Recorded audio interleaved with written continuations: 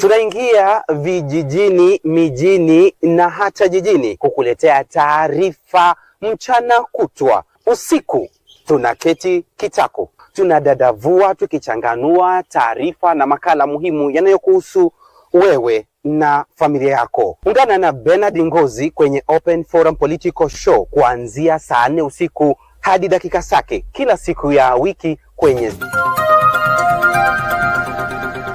Tonight. Basi yule mtoto akasema ile siku moja mimi sijaenda kanisani na Yesu Kristo anakuja. Because kuleta ndege ya Chief of Defense Forces down is not only negligence but criminal negligence. Nilikuja hapa hadi ya Gong nikamwambia mchague Ruto. Na mimi naomba msamaha. Na mchezo huu rais, ni mchezo ambao utakusaidia wewe rais wa Jamhuri ya Kenya. Ni mchezo ambao unakufundisha jinsi vile kufanya kazi. Your Excellency, what helped that case was there was a policeman who recorded his statement in English. Sasa huyu ndiye nilipiga kofi. Juzi ndio amenipigia simu akaniambia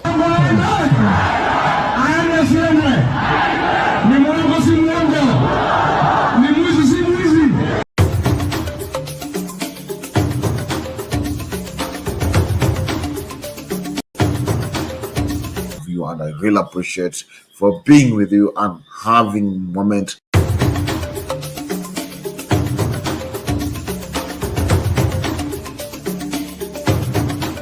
You are watching Sound Candy Talk live.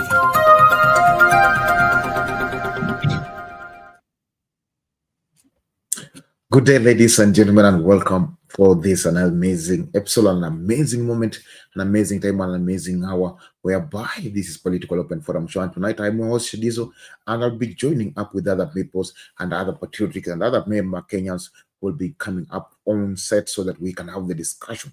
And today we are going to check out the discussion on the matters of the schools and academics in our nation, because our academic in our nation is starting to take another tragedy or another line that is not a normal line. So having a conversation towards that, and also checking what should we do or what the government is supposed to put in perspective so that we can have a good and an appropriate academic to our school.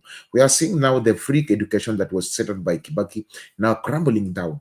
We are seeing also the other people or other schools having poor and bad facilities. Also, you see, the previous time I say that there's another school also went to strike because the kids didn't have food to eat. So if we are getting larger to a point of point where the education is going. Also last week, where was the threat whereby the schools were threatening that they will close earlier because they don't have the materials to operate in school and they don't have enough to make the school work. So meaning if they don't have the material to make the school work, they will release the students, go home early, and also delay the opening so that they can be able to manage with the few they had. So tonight we're having the conversation over that and also the conversation over broad-based government a little bit. But before we roll up, down, and up there, I want to check out the outcome of the day. What has happened today? And so you're checking out what has happened today. I want you to just tell me where you're getting me from and what is your perspective in our nation, and what do you do, and what do you feel about it, and also where you're watching it from. So also I ask you, please share the video and invite somebody to be part and a parcel of this, as even we are having the conversation tonight and even having the discussion tonight, because what we are having the discussion right here is what we will be reflecting up to our nation, and that's what's happening to our nation. So I want you to answer me and tell me what is it, or what it is, so that we can have the good Kenya. Because here, some country talk, we is mass for lives, and we change our lives for Kenyans, making Kenya being a better and a better place for everyone and each and everyone who joins up to our nation. So I don't have much to speak, but one-on-one, I will take you drive to the due of the day. And tonight, we'll begin with the story of Kivumbi cha siasa, whereby we will hitting the opposition leader, condemning the police for the missing or silencing those people who speak against the government. So we'll be checking about that, because there's one thing or two things happened since from the weekend, where they were attacked from where they were coming from the church, and also or the issues that happened during the weekend. So let's check out this as we even begin the conversation tonight with the story that has been hitting the headlines of the oppositions speaking it out from their chest.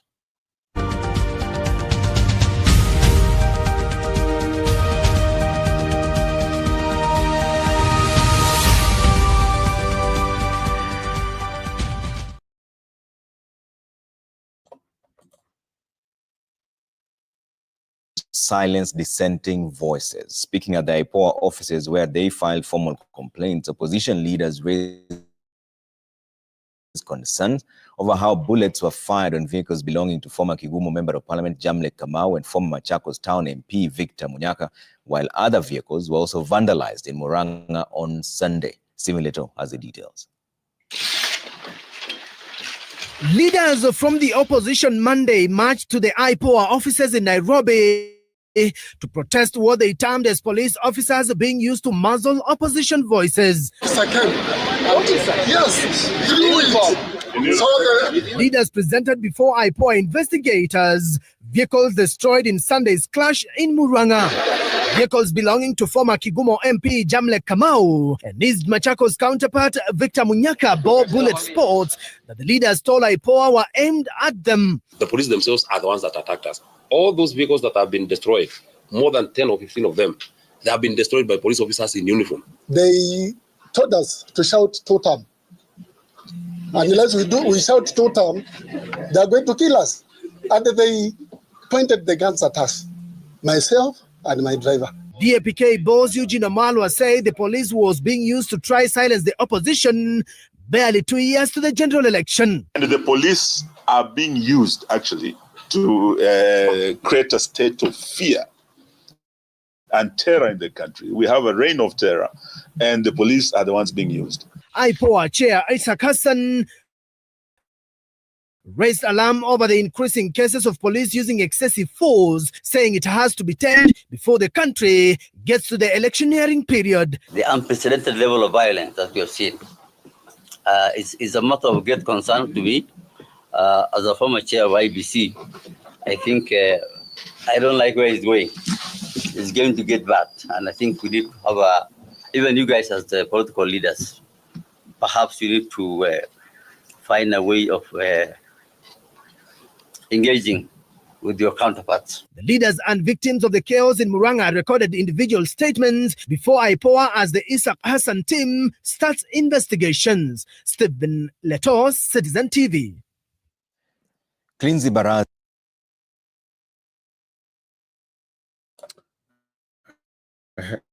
This is what happened with the opposition leaders claiming it and speaking it from their chest. So we'll be checking also more details from what has been happening and what has been going on. But what I want to welcome you is welcome on board. Let us have the discussion on every the matters that has been raising up and moving on and on. As we see checking out Gachagua also comes inside the day. Gachagua alisema nini leo? Is what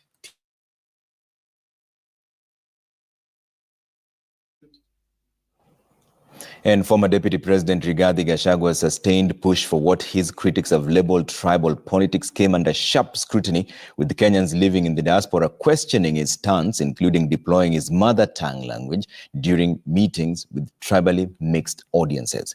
In what puts Gachagua's cross-Atlantic tour under focus, the outing with the Kenyans in Baltimore saw some bold interventions from youthful participants who accused the former DP of projecting himself as a tribal leader. Here's Ayub Abdikadir.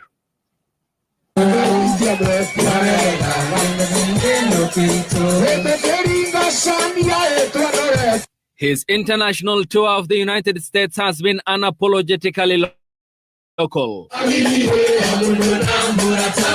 dancing to tribal tunes. Former Deputy President Rigathi Gachagua proudly basked in the glory of Amurima atmosphere, exporting his rallying call for the unity of the Mount Kenya region, and especially his Kikuyu community. It is a stance that has earned him critics at home, with President William Ruto citing it as their vindication for the impeachment of Gachagua as deputy president. And away from home, it is an ethnic slant that has caused discomfort before an audience of cautiously upbeat Kenyans in Baltimore, some who boldly gave Gachagua a piece of their mind. You need, Mheshimiwa, to start positioning yourself as a national leader, not as a tribal leader. And I know many people won't like what I'm saying, but it's the truth.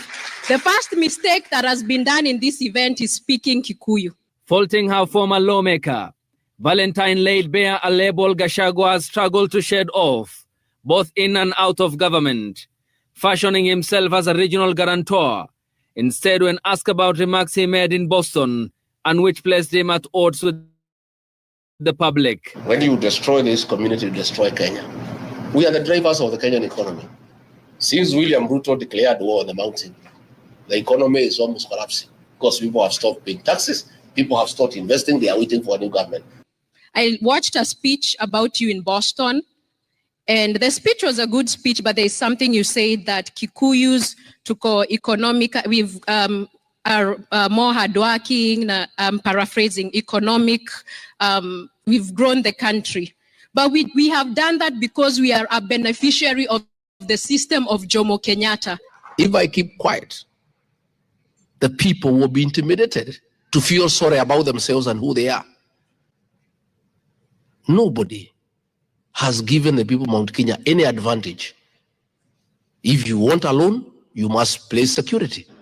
First and foremost is to congratulate you on your very able delivery of our agenda. Umecheza kama wewe. More bold interventions came from the audience in Baltimore, who cited Gachagua's staunch support for President William Ruto in the last election as a judgment lapse. Why should we then, close to the election in 2027, trust your judgment when back then it's given us Ruto right now? So why should we trust you in 2027 when we are where we are right now? Making a mistake is not bad. What is unacceptable is repeating the same mistake. I had the choice to stay with Ruto and oppress Kenyans, and I decided not to. The former deputy president has for the last 2 weeks embarked on a highly energized foreign-based campaign, locking horns with President Ruto in an intense exchange of cross-Atlantic soundbites, some touching on what the former deputy president is accused of perpetuating: tribal mobilization. Ayub Abdikadir, Citizen TV. A new trend is emerging on that story. Continues bringing up the story, and the things getting hot, the things getting out of hand. Some of them moving towards the direction that is not good, and others moving towards the direction that is turning off Kenyans, that is making Kenyans to feel they are not part and parcel of this, because make moto maze. That's how young men normally say. So apart from that one, also we're still checking out the updates of the day. Yeah, we still check out the updates of the day, whereby a lot of things happen during the day, and a lot of stuff happens during the day. Also today, again, as we are checking it out, also today, the medical sales sector has had a problem a little bit. Whereby today in Kenyatta Hospital we had a little bit of challenge and misunderstanding from people, and also what happened there today. For those who don't know what happened in Kenyatta Hospital today, this is what happened there. Zaidi za CCTV huku wanawapeleka wagonjwa hospitali wakilazimika kujitambulisha. Haya ni maagizo mapya ya waziri wa afya Aden Duale aliyezuru hospitali ya Kenyatta baada ya vifo vya wagonjwa wawili katika muda wa miezi mitatu iliyopita. Siku 10 baada ya mauaji ya kikatili ya Edward Maingi Ndegwa katika wadi ya 7B kwenye hospitali ya rufaa ya Kenyatta, waziri wa afya Aden Duale leo amezuru hospitali hii. Hospital is unacceptable. It exposed systems vulnerabilities that must be addressed, and that's why we are here. And on behalf of the Ministry of Health, I really want to extend my condolences to Mr. Edward's family and loved ones. Waziri Duale sasa akiagiza masharti mapya ya kiusalama katika hospitali zote za rufaa. So we are going to introduce in all our referrals, which the CEOs will communicate from today. Number one, by making sure we have upscaled our CCTV coverage in all places and more so in sensitive areas.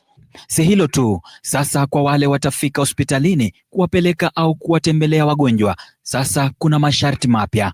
We must have some sort of traceability of the patients that come to our hospitals. It will never be again where you drop a patient and you go away. No. From the moment you enter the gate, we will record your vehicle, we will record your ID card, and you will record the same with the person receiving that patient. Hatua ya waziri Duale inafuatia ripoti za vifo viwili ndani ya wadi ya Kenyatta katika muda wa miezi kadhaa iliyopita. Ode Francis, runinga ya Citizen, Nairobi. That's what happened in Kenyatta Hospital, and that's why the strategists they have decided they will come with to make sure that everything aligns to itself and everything runs to its accordingly to its to everything. So we living that one. I want to take you to the place called Kario, where border borders decided to take over. The young men and border borders decided to take over the battle and mess up somebody's funeral. Let us check out this. This is what happened.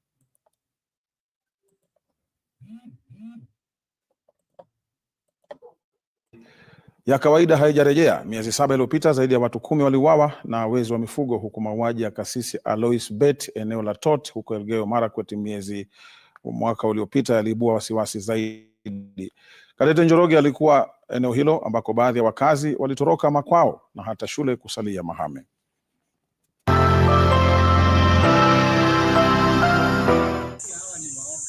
Barabara hii ya upweke kutoka maeneo ya Chesegon kuelekea Lomut Pokot Magharibi, Mwalimu Viola Naiboni yuko matembezi ya jioni eneo la Kositot. Ni wakati huu ambapo yeye hupata fursa ya kutafakari maisha yake. Naiboni anasema maisha yake yamekuwa mafunzo tosha. Tukiwa shule labda saa 4 na hiyo milio ya risasi ikianza, tunakimbia, kila mtu anajitorokea maisha yake. Na hata mtoto mwenyewe kila mtu anabahatisha maisha yake kwenda milimani. Na hiyo kesho yake hakuna kufika shule mapema. Shule ya msingi ya Cheptulel alikofunza Naiboni, mandhari yanayopaswa kuwa na sauti za kelele za wanafunzi imesalia kimya kwa miaka 3 sasa. Walipoondoka walimu na wanafunzi, mchwa walivamia madawati na rafu. Kwenye sakafu vitabu vimetapakaa, ishara tosha ya namna ukosefu wa usalama umekatiza ndoto maishani. Wanajeshi waliofika kuweka amani angalao wakikabili hali. Kama sisi wenye tulitorokea huku tujeenda na mguu mpaka huko, mimi sisemi kama imekuwa sana. Wenye wako milima ndio wanasema at least tumefika hiyo nyanja za chini. So tunaona si mbaya kama wameteremkia hapo chini, si mbaya. Hii mambo ya security ni mbaya sana huko pande ya Chesekon.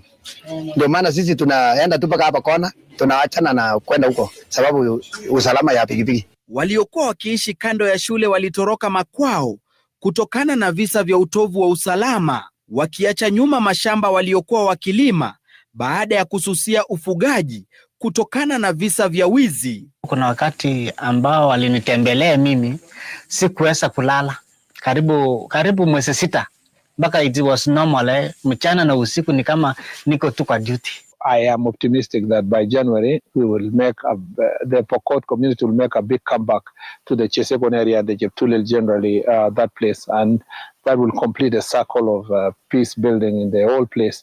Kituo cha afya cha Lomut kimekuwa cha usaidizi kwa waathiriwa kwa miaka. Waliopata majeraha ya risasi wamekuwa wakifikishwa hapa. Mwathiriwa wa mwisho wa visa hivi kufikishwa hapa alipigwa risasi eneo la Arpolo tarehe 1 Februari.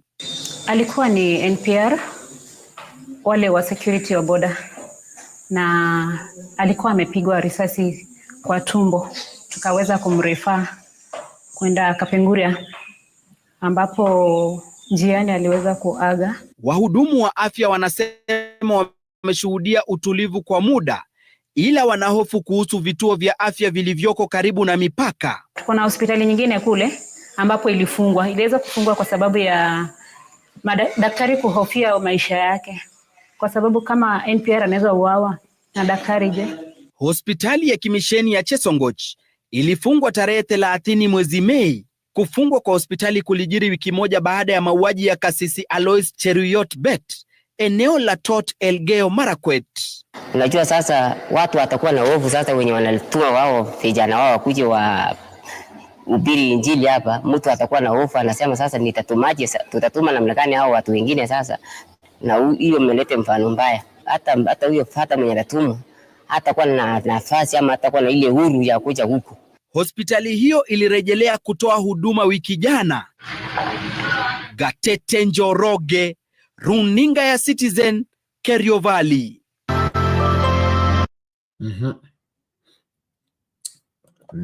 Usalama ukosekana Kenya pia tena, na ile ndio swala moja ambayo tumetaka tulizungumzia leo. Ukosefu wa usalama ambao umechangia elimu kuzoroteka na elimu kuweza kupata matatizo. Juu kama tunaweza kosa usalama kwa maeneo fulani na shule zipo hapo, unakuta sasa inafanya shule haziwezi fanya kazi, wanafunzi wamepata tatizo. Kama tunaona mwalimu anasema kwamba tunasoma kutoka mida ya saa 4 fika wakati tunatoroka, maana yake hatuwezi dhibiti kwa muda. Hatuwezi kaa hapo sana, maana yake tunahofia maisha yetu pia sisi. Wanasema kama kasisi aliuawa, mimi ni nani nitakosa kuuawa? So unakuta zinaleta hizo mimuko na zinaleta zile wasiwasi za Wakenya ambao wanaishi kwa hiyo maeneo karibu ya mipaka. Kama mtu anaweza pigwa transfer kutoka huko ili alitoka Penguria, unakuta hiyo ni mwendo mwingine mrefu sana, na wanafanya aje?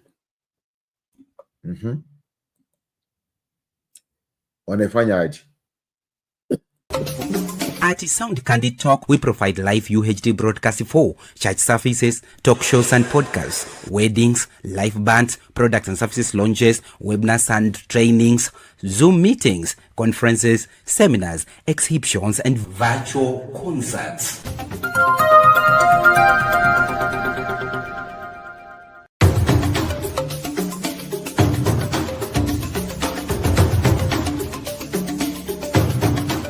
You are watching Sound Candid Talk live.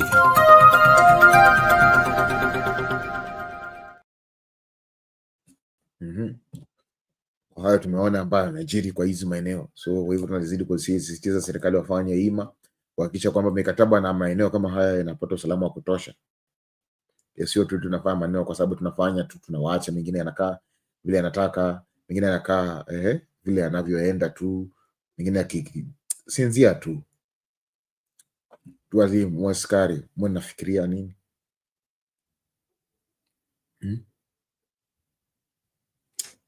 Kwa sababu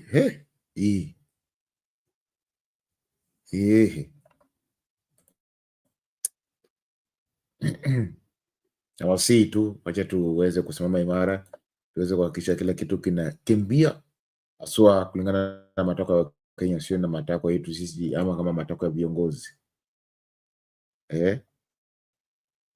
Tusidini sana. So kama viongozi tunazunguka tukifanya vitu kama hizi na tunaacha Wakenya wetu wanaumia. Hii ni mbaya. Hili ni swala la kusikitisha. Tazame hii. New trend is emerging on the country's political landscape. A trend of anything goes, and wives or spouses are now fair game. From Majority Leader Kimani Ichung'wah to former whose tongues are now sparing anyone as political spouses come under. It is a new law for already murky political waters.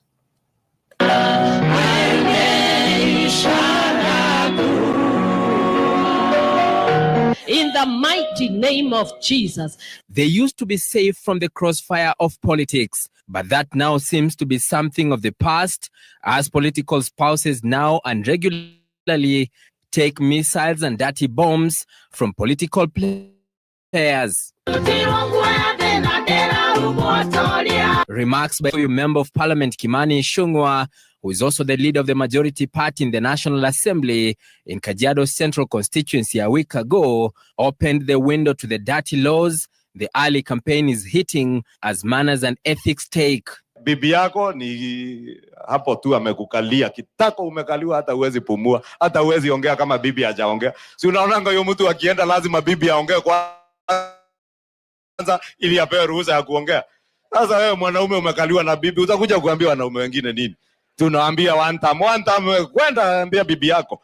Pastor Dorcas Rigathi, who is accompanying her husband in the tour of America, clapped back from Boston. He's not giving me to speak because I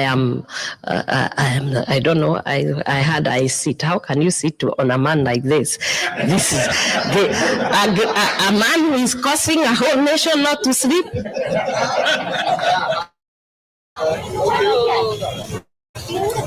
Ironically, former Deputy President Rigathi Gachagua was firing spousal rockets of his own, directing them at the husband of Nakuru Governor Susan Kihika, accusing him of blocking his allies from campaigning in Subukia, Nakuru.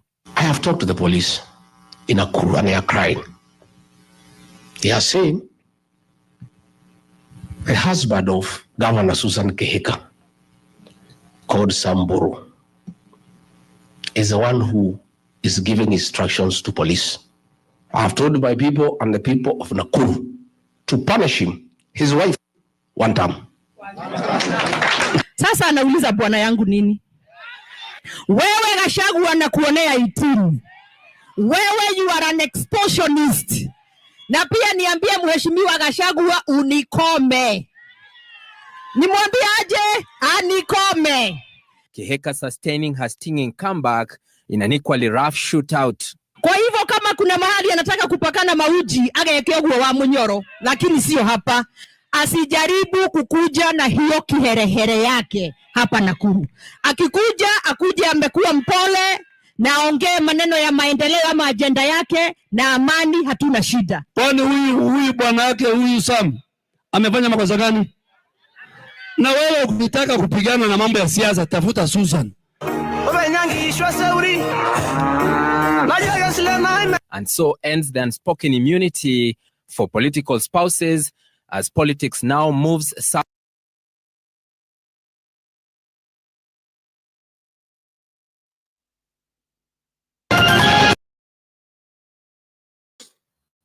Gachagua hitting the rock. Gachagua hitting notes. Mambo ni mengi, masaa ni machache. So if the leaders wanajibizana hivi, so Kenya mtajibizana aje? If the leaders that we checking out wanajibizana hivi,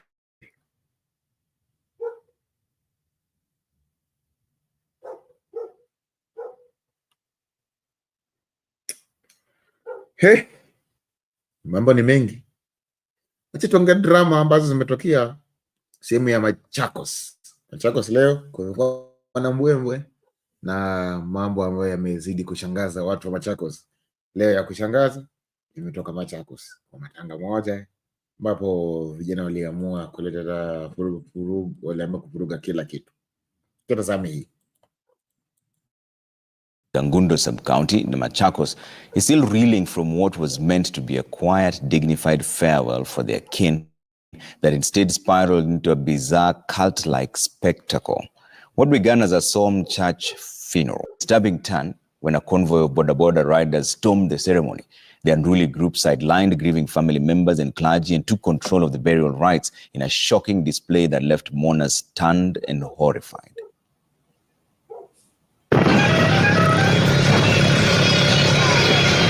Bizarre scenes unfolded in the aftermath of what had been a solemn funeral service for 24-year-old Leonard Mutua, alias Mapetko, who died in a tragic head-on collision involving 2 motorcycles.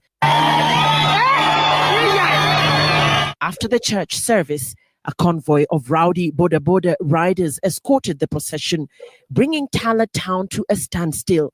They began by stopping at the scene of the accident at Kakithiama Bridge between Tala and Kangundo. This is where it became apparent to family and other mourners that something was not right. Wote wengi wao sasa wakaanza kufanya hivi. Hiyo. Hakuchana niona hapo kando akifanya hivi. Na wengine kuna pikipiki ambayo ilikuwa ndani yetu. Ilisimama nikarudi ikaangalia Tala mahali tumetokea. Na kuna watu walipanda juu ya pikipiki. Hapo walikuwa akifanya hivi. In Masewani village, Kangundo sub-county, the usually quiet village, was the scene of loud, agitated screaming and music, with the riders openly smoking, bang, and drinking alcohol. But that was not all. Wakati tulikuja kwa nyumba, walikimbia pikipiki zao zikaongezwa, zikawekwa mbili zikishikana. Ndio jeneza iwekwe ndani. Kuna ile mesa ya funeral. Wao walikataa, wakaiweka kwa mwili ikawekwa kwa pikipiki. Sasa hapo ibada ikaanza. Ibada ikaendelea kama dakika kidogo. Sasa wakati ilimalizika, wakati wa kubeba mwili tupeleke kwa kaburi. Sasa vijana ndio waliamka wakachukua mwili. Sasa wakaanza wengine wakitoa shati, wengine wakipiga mayowe. Walifukuza wale wote, mapasta, wazazi kama mimi, bibi yangu, watu wa nyumbani walifukuzwa wote. Sasa hapo wakawakisha bangi. Wakafungua jeneza, wakaanza kumumwangia pombe. Hata bangi wakisha wakampea. Sijui kama maiti inakunywanga bangi. Sijui kama maiti inakunywanga pombe. Hao ndio wanajua. Sasa wapo wakapika mayoe. Sasa wakaleta pikipiki. Ilikuwa inazungukia hapo. Kuzunguka. Kirusha mchanga kwa kaburi. Sio kitu walifanya kama lisali moja. Local authorities and the church have come out to strongly condemn the bizarre act. Hiyo kitendo yenye ilifanyika hatutaruhusu itendeke tena kwa hii area yetu. Ikiwa vijana wako na shida wakuja waeleze kwa maofisi shida na chenye wanataka, lakini tabia kama hiyo hatutaruhusu. Tunaomba serikali yetu ya Kenya iendelee kuchunguza zaidi mipango ya hizi vikundi ambazo zimechipuka hapa Kenya, sababu wataendelea kuhangaisha familia tofauti na kutopeana amani. Sisi kama familia tunajitenga na vitendo vyote zilizofanyika siku hiyo. Sisi kama viongozi wa kanisa, mambo kama haya ni mazito. Unapoona na unahasa unakuja kucomfort na kuconsole jamii. Mambo kama haya yanafanya familia kuwa na shida kubwa sana. Unakuwa na trauma. And as the last chants faded and the dust from the convoy of motorcycles settled, the family stood frozen. Itatuuma kama familia kwa sababu hatukupeleka mtoto wetu na my brother kwa how it was supposed to be like and how is usually supposed to be. Kama mzazi nilisikia huzuni sana. Manake nilikuwa niende nipumzishe mtoto wangu kama vile inastahili, lakini nilinyimwa haki. Juu siku hata mchanga sikurudisha kwa mchanga, sikumpea respect ya mwisho, nilikatizwa. Stripped of both their son and the sacred right to grieve him their way. Lilian Muli, Citizen TV.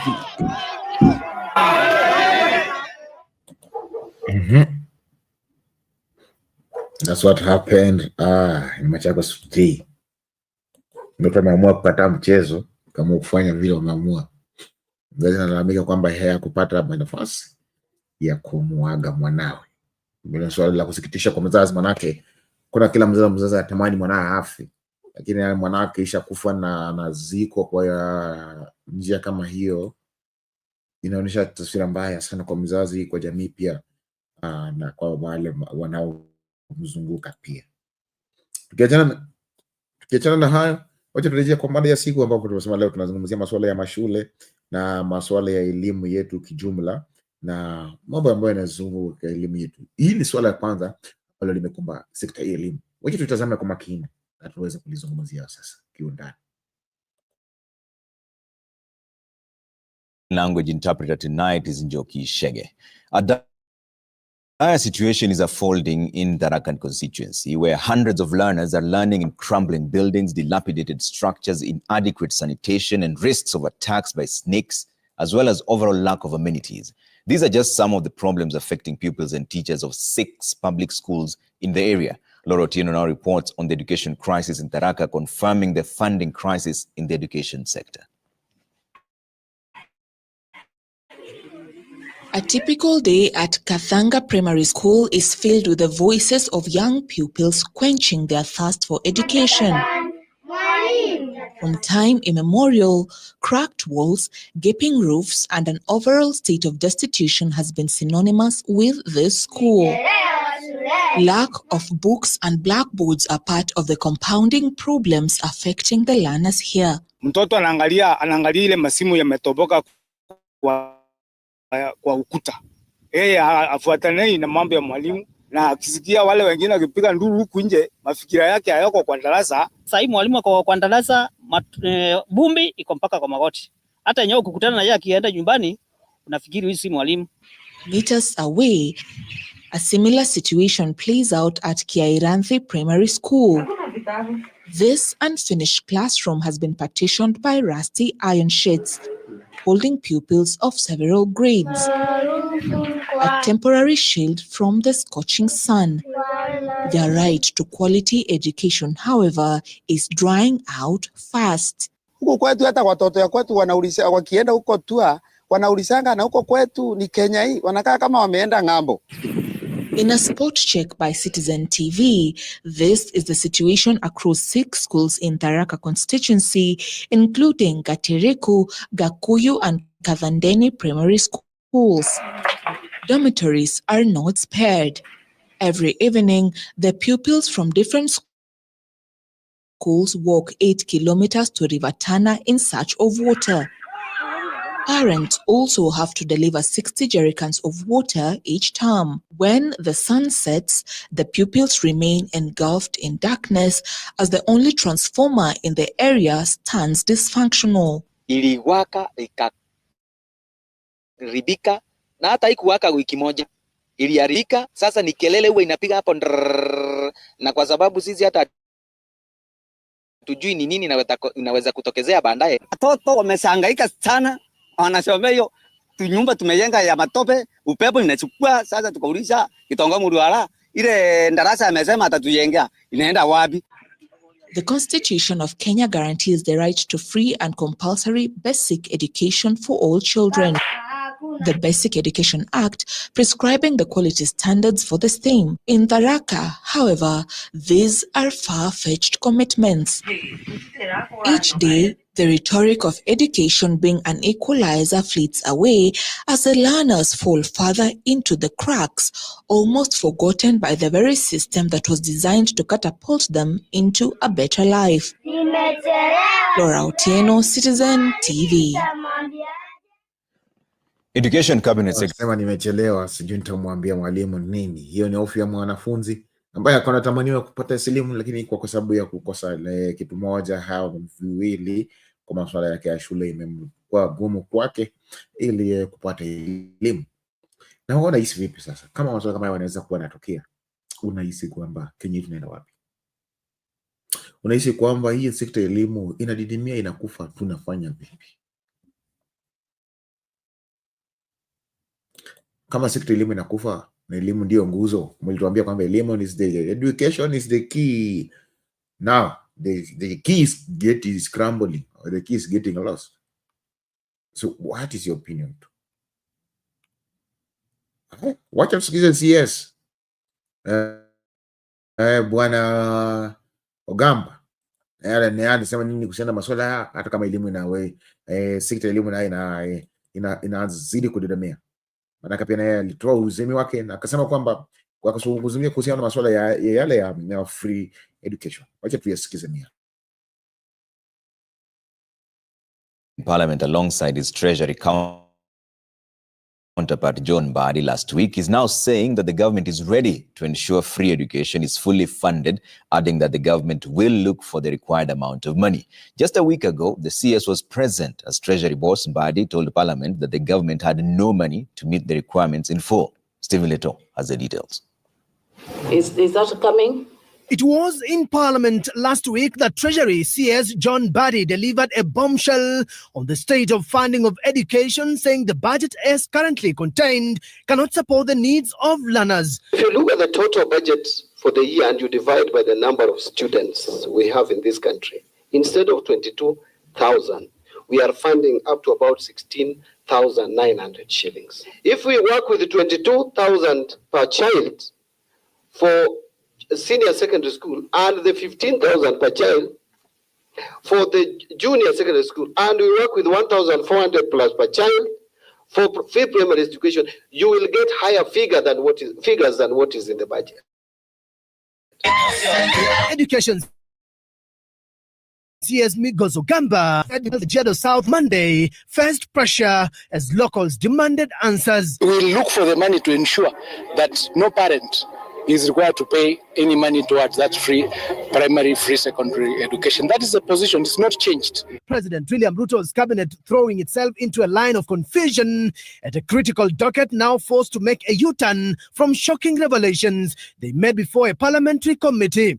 Treasury CS John Mbadi going to an extent of telling the lawmakers that, quote, "We are living a lie." The budgets cannot support the 22,000 shillings.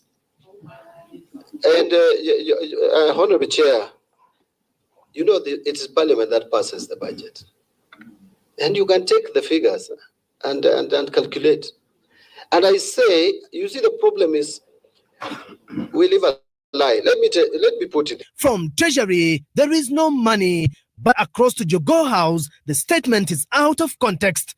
There is, in this country, a tendency of people just taking things out of context and making a story out of it. According to Treasury CS John Mbadi, his sentiments about the current budget not being able to sustain the 22,000 capitation was a message to policymakers, the MPs who passed the budget. Mbadi now turning the guns on Parliament. President William Ruto, while jetting out of the country to Ethiopia, only assured of a continued free education, but not on whether money is available. Stephen Leto, Citizen TV. Let's talk about just promising free academics, but not sure if the money is there. So if you are promising us academics and yet you're not sure the money is there, how do you think that education will go on and if the money is not there? I want to hear from you Kenyans, and I want to listen from everyone. Please just tell me, what do you feel about this? What do you say about this before we end up there next year? Let us watch out this. Thank you for staying with KTN Prime. Now we dive into a conversation, as I had earlier mentioned. We're talking about education. Where exactly are we when it comes to the education sector? And joining me for this particular conversation, to my far right, Dr. Tom Kuja, an educationist and researcher. Good evening. Thank you so much for making time. Thank you very much. And next to me, we have Akelo Misori, Kupet Secretary General, and that is the Kenya Union of Post-Primary Education Teachers. Good evening. Thank you. Always a pleasure to have you. Good evening, everyone. All right. Before we even start this conversation, I want us to listen to what the Treasury CS John Badi said last week together with President William Ruto yesterday. We don't have the capacity as at now to finance free primary, free education cannot be compromised. We cannot compromise access. We cannot compromise quality. We cannot compromise affordability, and we cannot compromise relevance. It must be what we are looking for. All right, Akelo, maybe I'll start with you. On one end, we're seeing the Treasury CS say, you know what, we cannot afford this. And then President William Ruto comes and says, we need to ensure that this works. But then also, I understand today the Education CS did say that that statement was taken out of context, and they meant this financial year or the previous financial year and not the 2025-2026 financial year. There seems to be a lot that is being said that is confusing the stakeholders. What is your thoughts on this? First, let me say that I'm glad the president had to make all the correction about what the financiers had committed to, saying that there was no capacity in government to finance free primary and free secondary education. The president is well aware that Kenya has a constitutional provision where the right of the child supersedes any other right. And being the CS for finance for this matter, Honorable Mbadi ought to have consulted widely before going to before Committee of Parliament on the statement that there's lack of capacity in government. Where the right of the child is committed, then there must be deliberate attempt to plan and to execute such plan. But we have been seeing progressive arrangement such that from 2018, the government has not been remitting the actual figures which were committed as early as the time of Kibaki. And that means that the government wanted to privatize education. For this matter, I would think that while maybe Honorable Mbadi was very honest in his statement, but it also shows that the government has not been prioritizing education. And that lack of concern for the child now draws us to understand why in this country the priority is and supervision of government expenditure rests with Parliament, and therefore Parliament has failed in its mandate to ensure that they oversee and allocate sufficient funds to finance education, such that nobody can go to a committee of Parliament to say that we lack the capacity. Then what do we have as a nation? What capacity do we have in this nation to do what? What do we plan? What then is the priority? If it is not education, it is not health, and it is not security. What else is our priority? So I feel there is nothing like Honorable Mbadi saying that he was quoted out of context. He said it and he was reported verbatim. Yes, so he should chew the bullet, and it shows that he lacks the capacity to head that docket. All right, Dr. coming to you. Do you think it's misplaced priorities by the government? Yes, thank you, Ashley. First of all, when governments make comments, they should be comments that are coming from some level of consensus. You know, CS Mbadi cannot say one thing and then the president comes back and corrects. You know, the president came to correct what Mbadi was saying, that there's no money to fund the education system. We know that 28% of our total budget as from the UNESCO statistics and UNESCO convention ratified by the Kenyan space, that 600 billion is given each year, financial year, to facilitate our education system. But now, why is he making comments to the effect that there is no money? And even if you look at, for example, the money that was allocated for education, 22,000 shillings, 244. This money is not forthcoming on time. School principals, school heads have been crying ever since that they are not able to get this particular money on time, so that they plan for it. And even if you look at the capitation ratio, 30-20%, it's not being honored. The 11,122 shillings that was supposed to hit the school accounts never did that. They only sent 6,000 shillings, all right? So this is crippling education. And I think education stakeholders must not sit at their coaches, all right? They must come out clearly and defend the education system in this particular country. Yeah. And I want to ask CS Mbadi, please, you can play around with any other thing, but don't play around the lives of children. Do what Kibaki did so that we change the lives of our children today. Okay. And you know, he's raised the issue of the late President Mwai Kibaki. Let's go back, because Kenya tried free education in the 90s. It did not work. It was not successful. But come 2003, the then President Mwai Kibaki seemed to have gotten the right formula. Perhaps from where you sit, what did he do that was so right that we actually got it right for the first time? I don't think he did any magic, but he only prioritized education and just executed the plans on how to deliver on free primary education, considering that he himself is an economist. He knew very well that what supersedes any execution is planning. So Kibaki administration planned well to execute this, and which the subsequent presidents have failed to address. That there is lack of focus when it comes to planning, and therefore there is always been an excuse that we have lacked the capacity. What then do we have capacity to do as a nation? Yeah. We can only say that we have the capacity to prepare our youth for the future, and that preparation of the youth is through education. If a country or a government does not prioritize education, then that government lacks the moral authority to govern.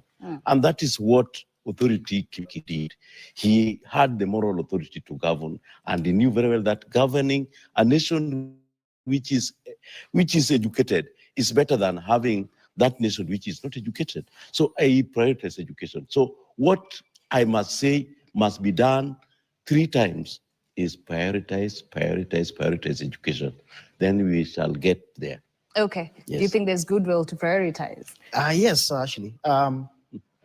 President Kibaki's, we call it a magic card, was political commitment that followed his manifesto. Yeah. So a manifesto during campaigns must be followed by a political goodwill. And this is why he got it right.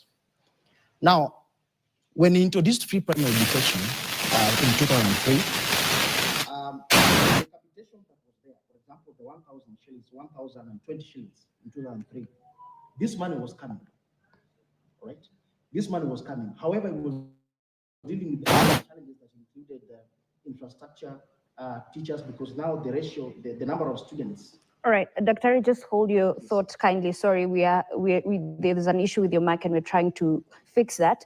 But coming to you, Akelo, so if you look at what Dr. initially talked about, this. You are watching Sound Candy Talk live.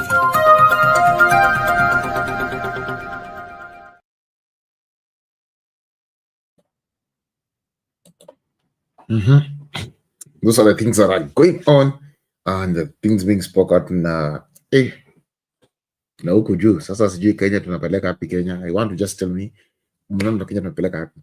Now, so this academic story. The academic story, that is the thing that I want to listen from you. The academic story, I want to hear from you, please. Come up, join up, tell me Well, what do you think about the story of academics? Or do you think we should take the story of academics? Because if these are the things that are happening, if the response that are coming out from the government and from the officials of the government, which is so sad, because we're expecting more from them, we're expecting big from them, we're expecting large from them. But if we are expecting large, expecting more, and this is what's happening. So this is so serious. Maajabu. Yeah. I want to listen from you, please. Give me your opinions too.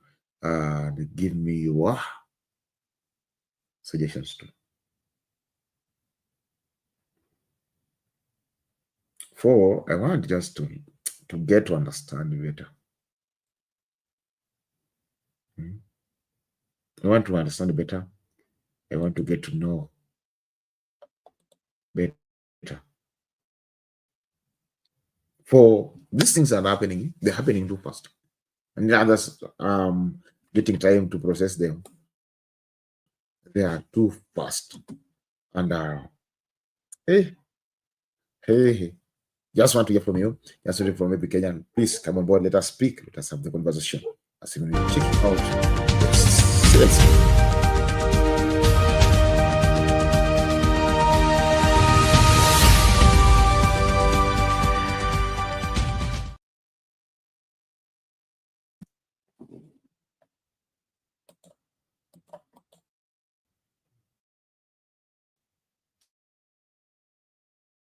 Who has led to the sharpening public rallies? Thank you, Trevor, for having me online, and to my colleagues, how are you? Hey. Good I evening. wouldn't have made it, but yes, I am participating in this way. I think that, Trevor, a couple of things come in to explain what is happening currently. And we can put these into, say, 2 or 3 buckets. One, political bad manners of a regime that overpromises, knowing fully very well that the commitments that they are making during the campaign period are not going to be fulfilled. That's what we see.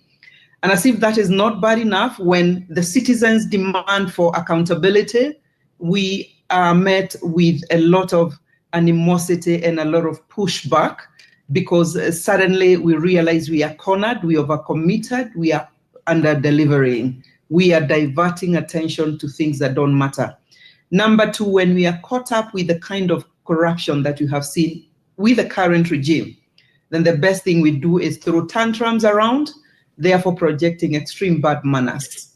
And number 3, for me, when that is happening, you overtax the very people who trusted you by a huge margin because of the commitments that you made in 2021.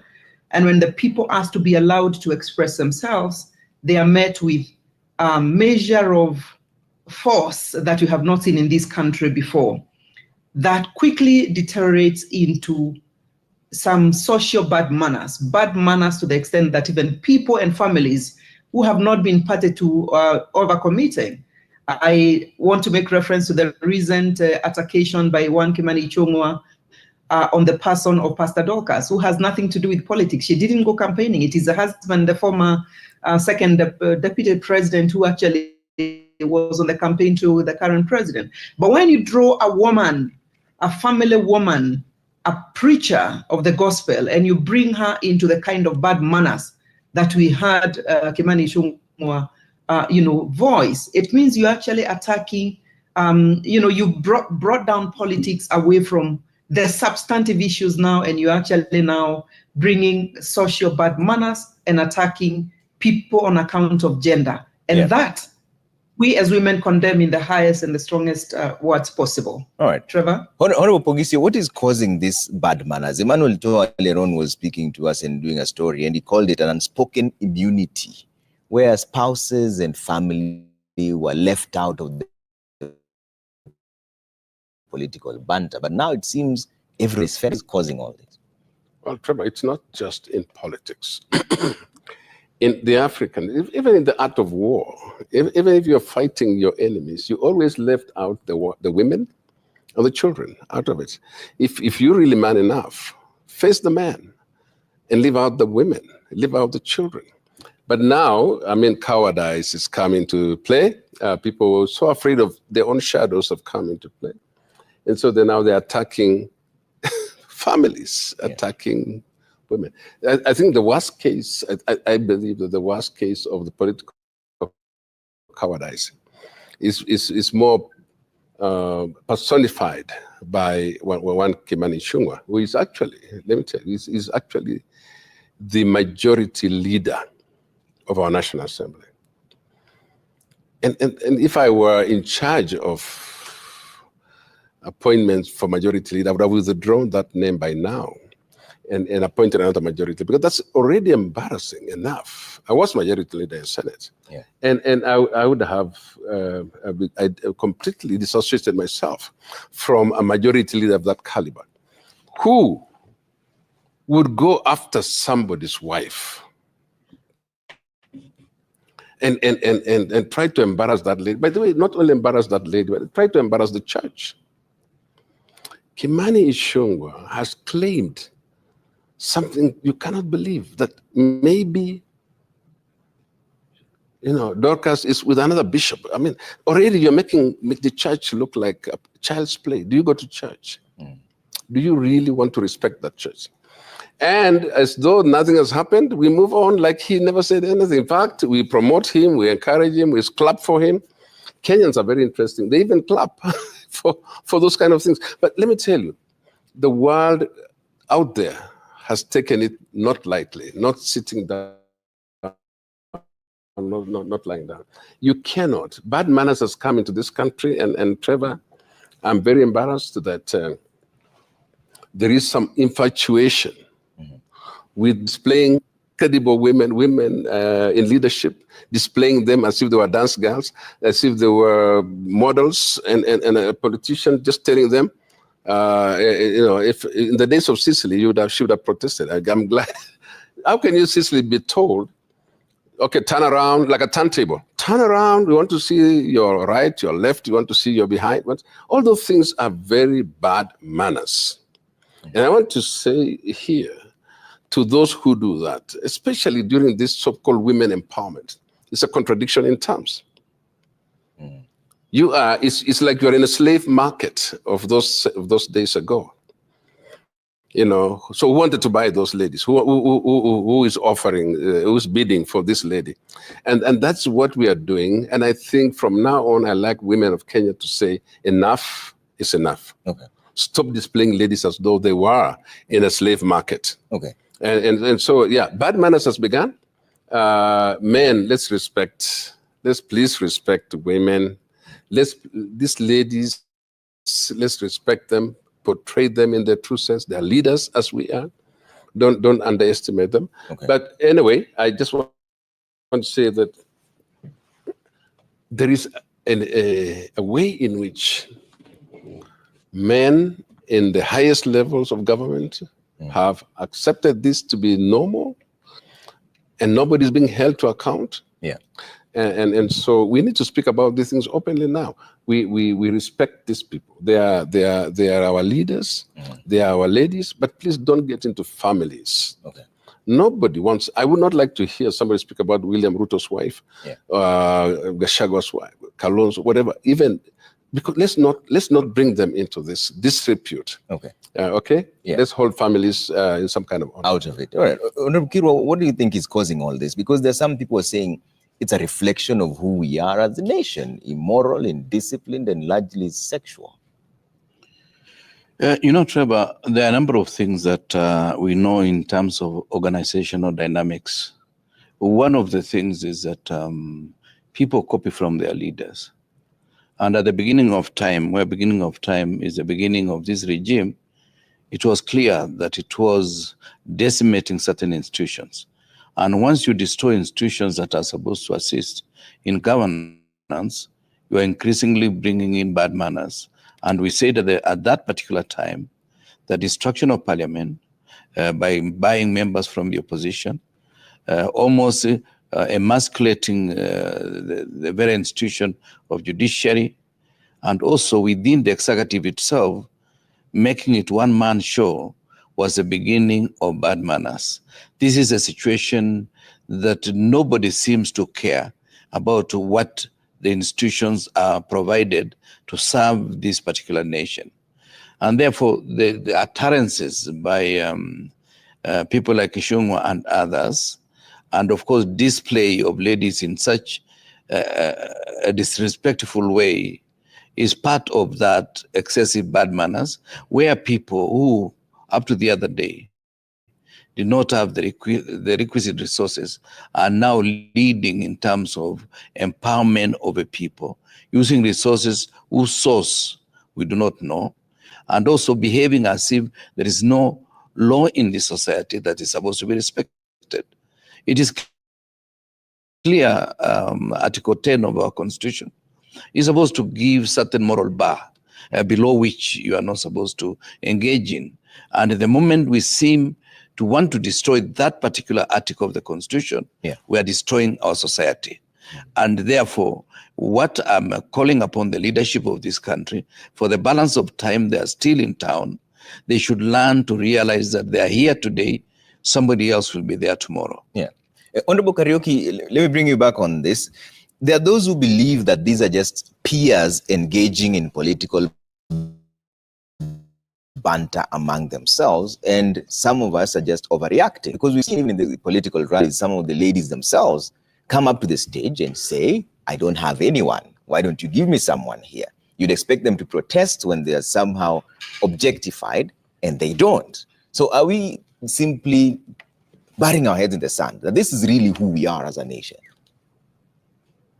Trevor, I am not very certain that this is a representation of the society or women for that matter. And since we seem to be focusing our discussion a little bit around the social bad manners, the social bad manners, in my view, is an outcome of bad manners in the political spaces. And we know what has been happening in Parliament. And the members of Parliament have confirmed, the kind of being brought around so that you pass these law, you do things that you don't believe in. So unless and until we trace the genesis, that it is an outcome of political bad manners, which is a combination of political and economic bad manners, because some of these women would actually be happy being paraded the way we have seen, because at the end of the day, they will get away and go home with 100,000. Is this a representation of women in leadership? It is actually absolutely the opposite. Is this association of freedom as envisaged in the Constitution? Perhaps it is their interpretation. And therefore, we need to be able to separate chaff from wheat and say to this kind of women, and some of them, without naming names, have even come to the media to say, you know what, in our Ashanini, it is not about you, it's my body. I want to say here very, very loudly, it is shame on you, because you are actually projecting women as objects to be abused. And for you to parade yourself and you think you have no problem, remember that there are younger generations watching you. So I think you ought to be ashamed of the kind of image you are cutting out there. In my own county, the county of Nyandarua, and I want to say hello to my people of Nyandarua, I've heard a woman leader standing up to tell men, come and munyonye. I mean, very absolute extreme bad manners. It's on record, it goes viral. You are speaking like this to old men, you are speaking like this to young men, you are speaking like this when your daughters and younger women are watching. So it should be condemned. Back to Ishongwa, I think we are overrating and making Ishongwa a bit more important. When a dog barks around my gate, you will know that I'm around the corner. So we must come back and ask ourselves, who is going to actually, Honorable Pogisho, relieve Ishongwa of his duties? Because he must be projecting a culture that has been created from the top down. And therefore, without getting very personal with these individuals, I think is to actually call upon women of good character in the way it is defined in our culture, to be there to role model the opposite of this kind of manners we are seeing. And for you men, I really want to appreciate and thank you, Honorable Pogisho. You are saying, yeah, we need to separate wheat from chaff. Let the women who lead with integrity and moral authority and standing be allowed to be supported even when it comes to politics. So just coming in politics seems to be, the bigger majority of the people actually come in with extreme bad manners. But some of us will be teaching you a thing or two, because, we'll remain in this space and we'll be projecting that you can be in that space, and dare you then come and attempt to do some of these things which are again supposed to slave, you're making women look like slaves around town. I think that it is way again of pushing women who have good intentions to keep off from the political space by making it dirtier and murkier. But guess what?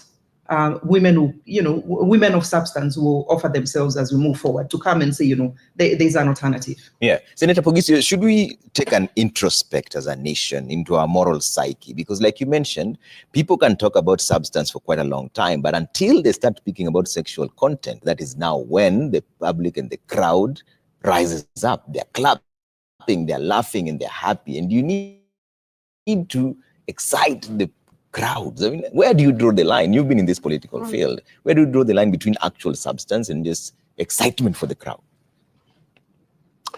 Trevor, I think we should really be leaders. There's a difference between the crowd and the leadership. And you begin to wonder who is leading whom in this particular case.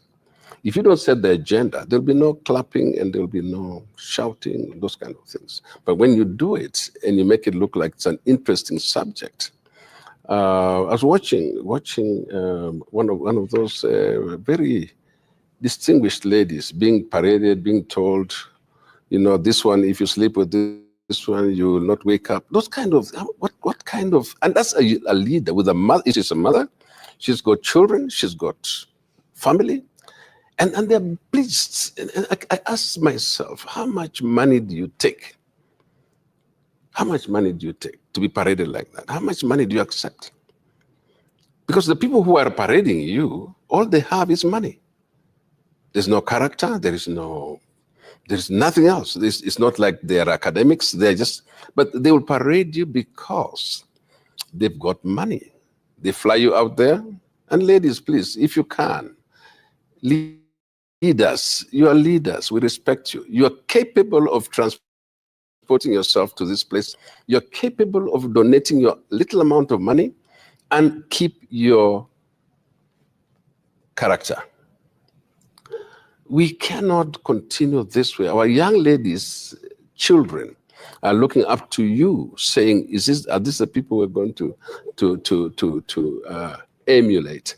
And when you see that, what they are doing, and I mean, very respectful ladies. But by the way, I'll probably resign from myself if I saw Cicely doing those kind of things, and portraying, going there to show what she has. We know what you have. I mean, we can all see, but surely. So I want to come up with this point, beginning from men.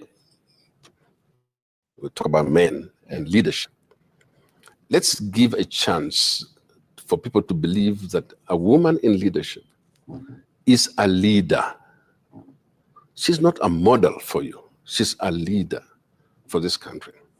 And she can become president of this country. She can become deputy president of this country. She can become anything they want to become. And that's what we've been telling our daughters. I've been telling my daughters the same thing. I've been telling my daughters, you can be better than your dad. You can be better than me. But now when they look and say, is this what you're telling us to be? And please, I would like to see a situation where we do something that's called never again, or enough is enough, and let us move out of that setting. Trevor, let's bring this country to a place of respect. Every man is proud of their daughters. We have educated them, we've given them the highest level of education. Yeah. And when they become something, you're proud of it. Let them not become subjects of ridicule. Okay. And Kirwa, the reason why I'm pushing this is because we've seen in certain cycles where peers can have banter among themselves. Mm-hmm. Are we simply saying that this banter just shouldn't come to public? Because we've seen situations where people just are joking among themselves, and sometimes even sexual. Well, there's something that is very important in terms of leadership. Leadership encompasses slightly more than just leading or just training or trying to coach somebody to behave like the way you do. Leadership involves a lot of mentorship. Once you are a leader, you are a mentor. People copy from you what you do, what you say, how you say it. So at the end of the day, when somebody is a leader, whether she's a woman or a man, they must rise to the occasion and realize there are millions of Kenyans who will copy from them. And therefore, if you have some kind of excessive bad manners, you are likely to allow society to feel if our leader, somebody we admire, is behaving the way she is behaving, then behaving like that is okay. That's why many homes, they go bad because the parents do not realize that whatever they are telling the children and whatever they are doing is the opposite of what they are telling their children. So the children will copy from what you do, not what you tell them. So at the end of the day, when you've been given this space called a leadership space, realize you are no longer occupying that space as a private citizen. You have become a public figure. And a public figure means your character is going to be measured slightly on higher parameters than an ordinary man in the street. Yeah. And Honorable Cicely, do you believe that the current political environment is nurturing or eroding national cohesion as we move towards 2027? I think that it is eroding national cohesion on lines of desegregating on various variables, be it the gender lenses that we are discussing here today, be it the ethnic lenses, be it class differences. It is actually not making a great effort to be able to have a cohesive society going forward. Allow me, Trevor, as we come to close to call upon women, decent women, as we eulogize Phoebe, a CEO, a former member of parliament, and a long-standing, very dignified lady who went to be with the Lord. A good example of women that we should emulate even in the political spaces, and there are many more. But allow me to also thank the men who believe in the capacity of women being not just in corporate leadership, but also in political leadership, and therefore supporting them. And to the men, please give women a break, both in the political spaces, but also in the corporate spaces, because even in organizations, we know of cases of bad manners where women have been treated as objects. And for you, my sisters, my daughters, stand up to what is right. Don't allow yourself to be paraded and giggle around it as if you're a 15-year-old teenager. It is not right. It is wrong. Back to you, Trevor. All right, Honorable Cicely, now that you're still on the floor, let's talk about the youth a bit. The president blamed the youth for misbehaving and parents for poor upbringing. Is this a fair assessment, or is it a diversion of deeper issues like you're alluding earlier on? Trevor, I have actually listened to the president and the way he has reacted in this season of bad manners, and I'm failing to see one substantive, accurate position that he takes that I can be able to take home. Because when you say children, these the Gen Zers and the millennials have not been taught well, and therefore it is to say they should actually be quiet even when they are being overtaxed, when the promises of job opportunities that were to be created are not being created, when the university funding model has been abused, when we have seen opulence and corruption going through the ceiling, and when they express themselves initially peacefully until they were provoked and goons were brought their way, you are saying these children have bad manners. I completely think the opposite from where I sit, and therefore inviting the president himself to say, supposing they were actually wrong, or they didn't approach the whole thing correctly. Did he lend himself to listen to what it is we're saying? Did he not remove the budgets for which they had gone to the streets last year?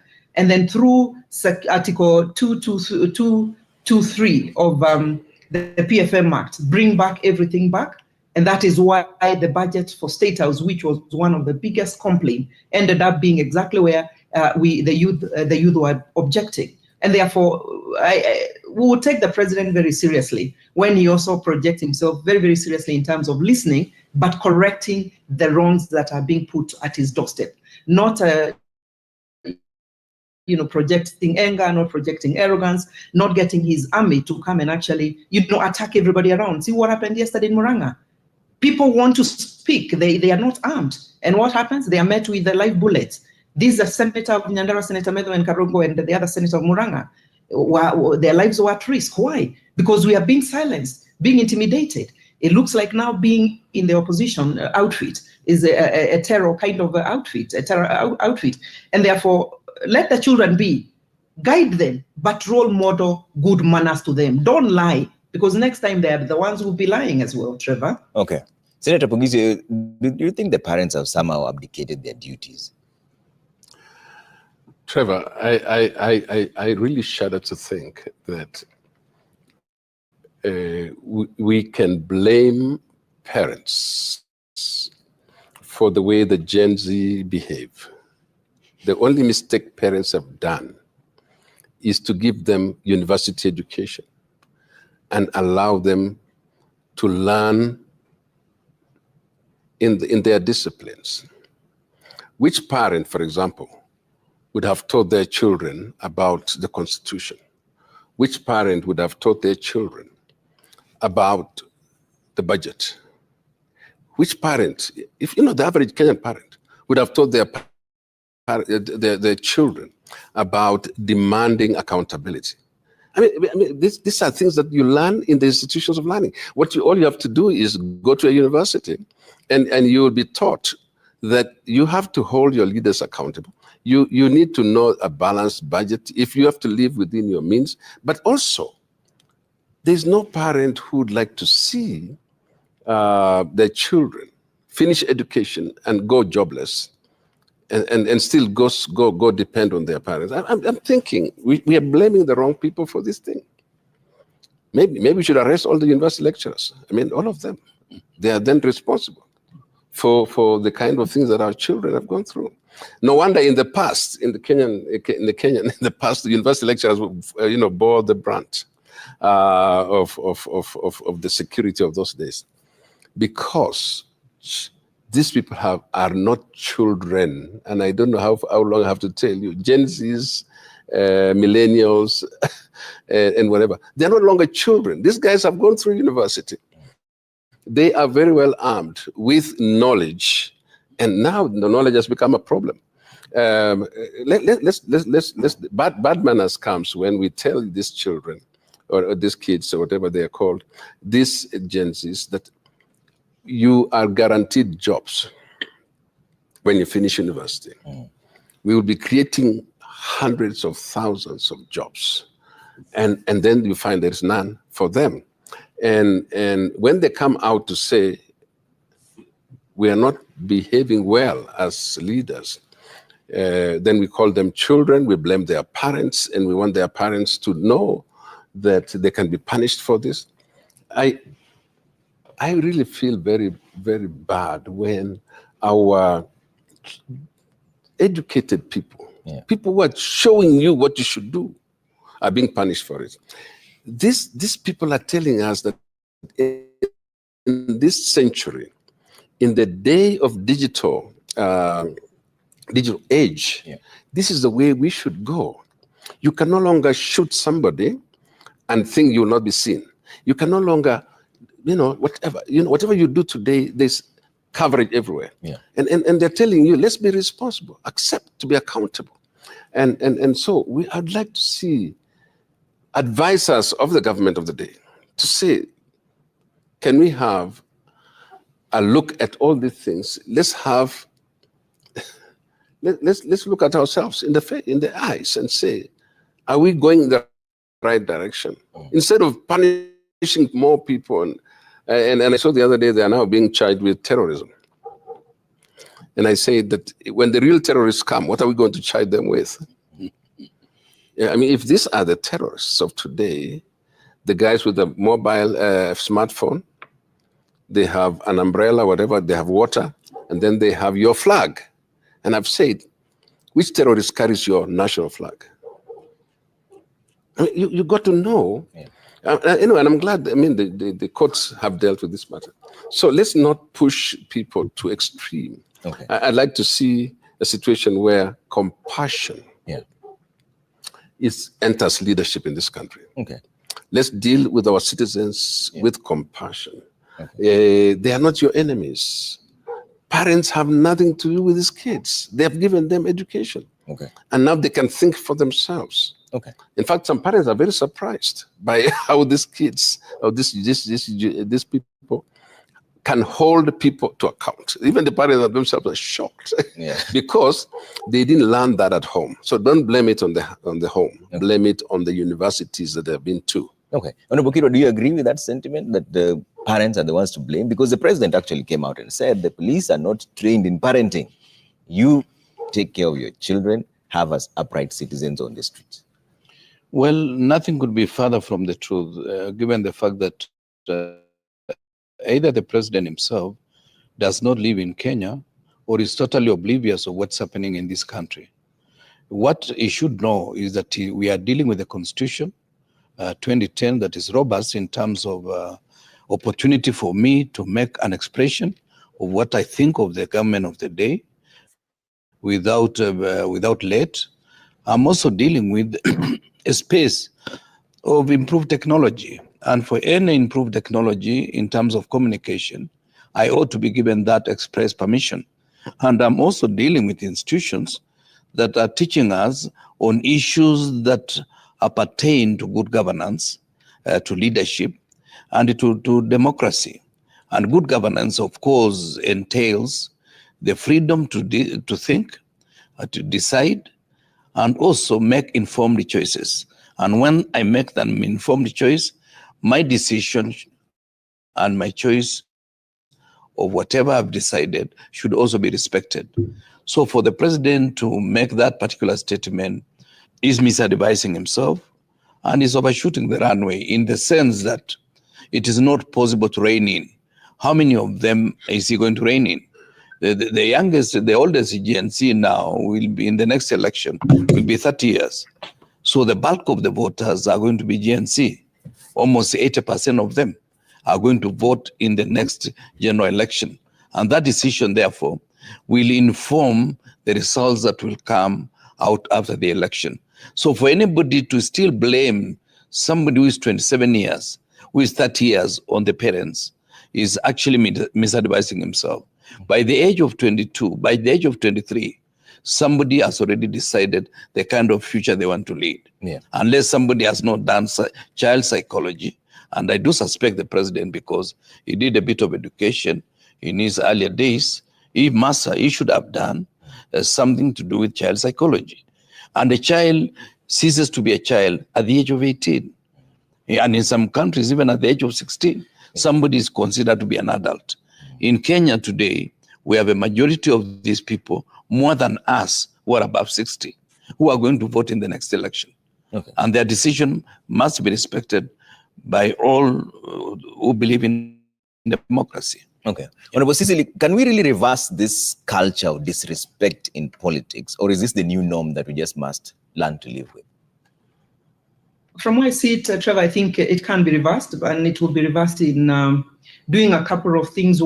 One is for the few ladies in leadership, in political leadership, standing up, not to be paraded and enjoy it. Number two is role modeling to confirm there can be good manners within the political space.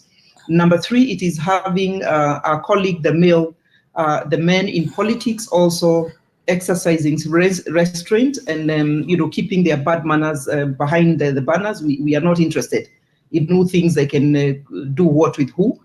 So giving us a break and really becoming allies of women in leadership by protecting, the kind of language that Honorable Pogisho is talking about. He takes equal responsibility to the mother of the daughters that he's bringing up. And then number three, finally, I think for me, is to come and say,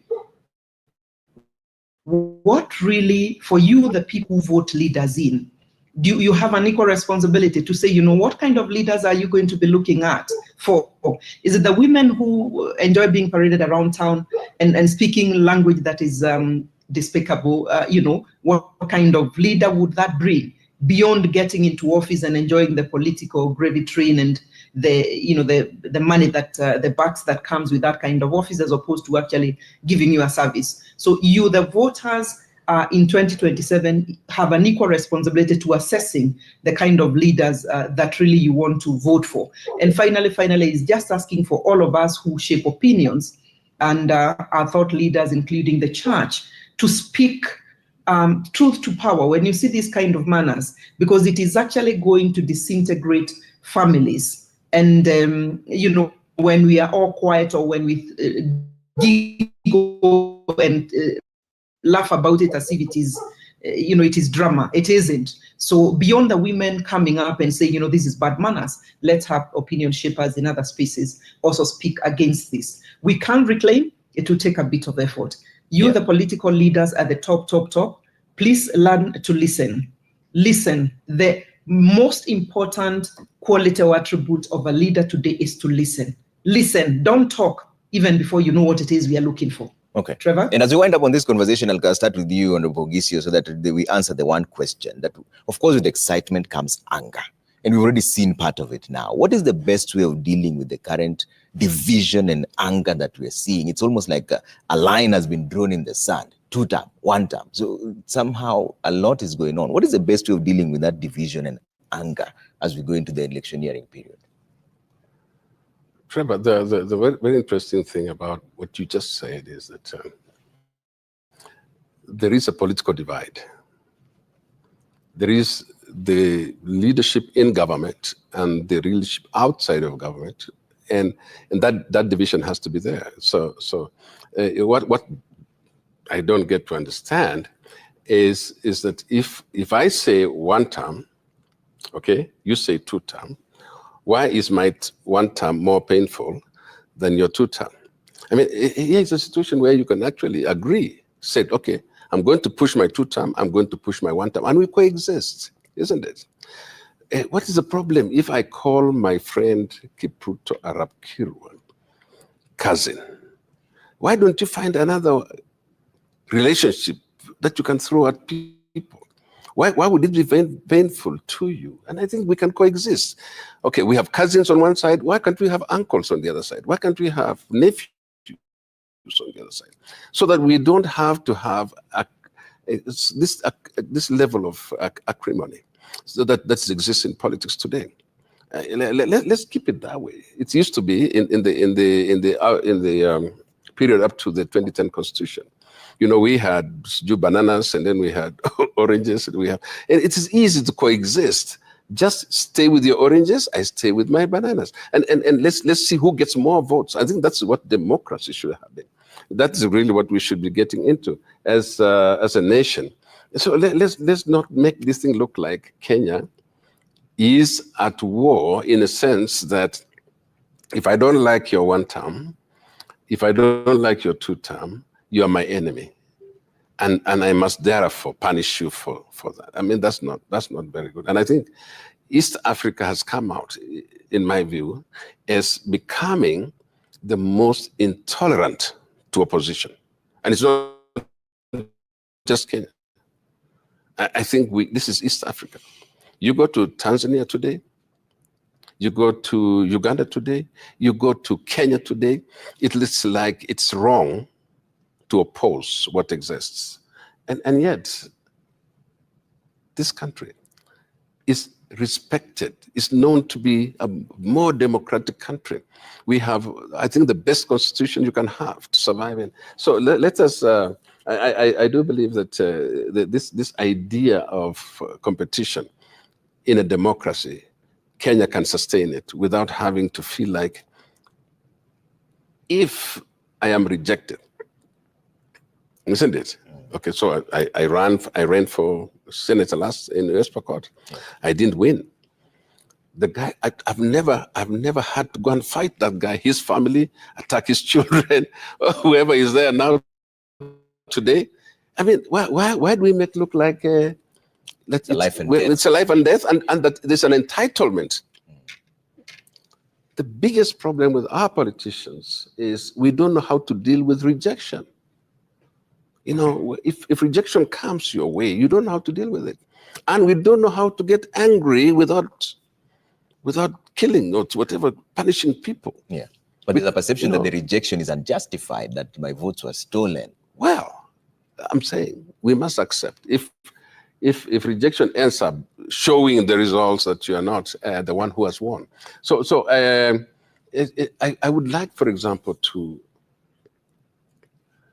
make this very clear, that this country has given us an opportunity, and the 2010 Constitution of Kenya has given an opportunity to actually coexist as this side and that side and even several sides, without having to finish each other, without having to arrest people, without having to harass people. We can actually coexist. What you need to do is keep your policies with you. We keep ours with us, and we move that way. What's all this anger? Yeah. The other thing I'm saying is that we have a very angry country. The citizens of this country, apart from being hungry, are very angry. You go around town and you say, guys, a guy, a man, a woman gets a child and can strangle a child, another one beats the wife, and all these things are happening. People are angry. Why don't we begin to look inward and say, what is it that's causing this anger in our country? Yeah. And deal with the situation. Right. Yeah. All right. Rapkirwa, what is the best way of dealing with this division and anger as we head to it? Well, there are a number of issues that we need to put in place, one of which is to improve our political hygiene. Improving our political hygiene, let us not do name calling. I remember President Kibaki, for the 10 years he was the president, he never mentioned President Moi. And yet they had their own share of altercations over the period he was deputy, vice president, until he was demoted, and later on he moved to the opposition. But when he was the president, he never mentioned it. Because I was seeing even Minister Mbadi the other day trying to compare this regime with that of President Kibaki. Why should you really invite President Kibaki in his grave? You bring him back. Can we improve our political hygiene? We deal with the issues of the day. The second issue that I think is very important for us is to realize that an election is an event. And when that event does take place, it is going to produce results. There will be those who will have lost and those who will have won. And those who win does not mean that they are going to win again. And those who lose still got a chance to win another time. Look, for example, in America, President Trump came back the other day, having stayed away for 4 years, during which he had lost the election. So anybody losing the election, whether it's the president or any other particular person for that matter, should realize there is a day, another chance to fight. And therefore, let us not raise the animosity in the country. Remember, in the run-up to 2007 elections, the FM stations spent a lot of time trying to create hate among Kenyans. And the issue of 2007 election, well, has something to do with the results, but it had a lot to do with the build-up to that particular election. And also in Rwanda, the genocide that you had in Rwanda in 1994 is a product of some kind of hate that we built among our people. What we need to do is that after elections, those who will have lost elections and those who will have won elections are all Kenyans, and we must learn to coexist. And also the institution of what we call it, and the one dealing NCIC, National Cohesion Integration Commission, should be looking at both sides of the equation blindfolded.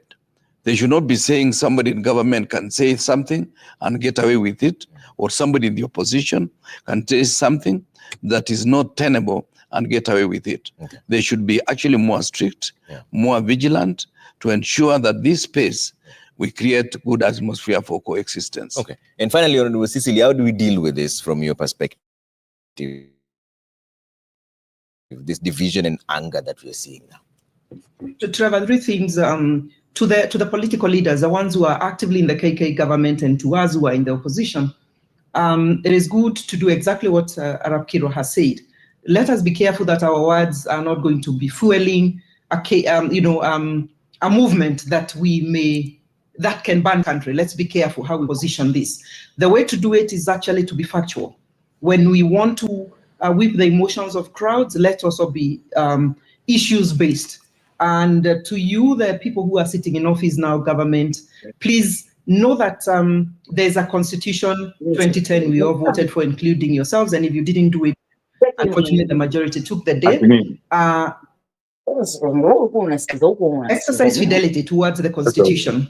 Don't come up and bring some kangaroo laws of shoot on the foot and shoot on the other place and do this when people are peacefully expressing themselves. So let's express fidelity to the Constitution. Tafadhali sana. For you, the journalists, just alluded to, you have a very critical role to play between now and 2027 and even beyond. Focus on factual reporting. So again, you do not whip emotions on one side or the other, but be objective in terms of your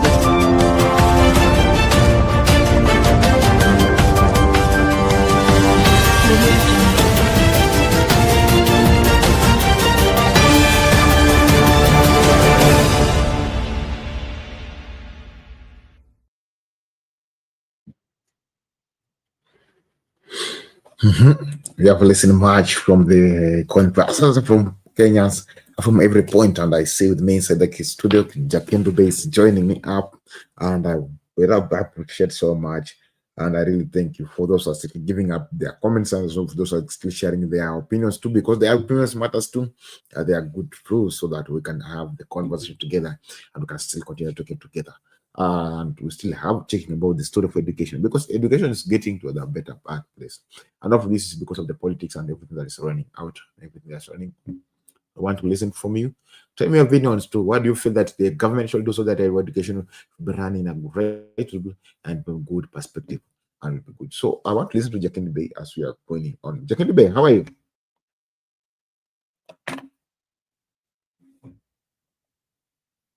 Kuna mpaka siku hizi wako na mpaka Machakos Festival. Sababu nani walianza. So unaweza pata hata ukarudi home saa hii utapata huko kwenyu kuna festival. Wana highlight vitu za habari yako bwana. Nipo salama. Ujambo. Sijambo. Ujambo. Sijambo.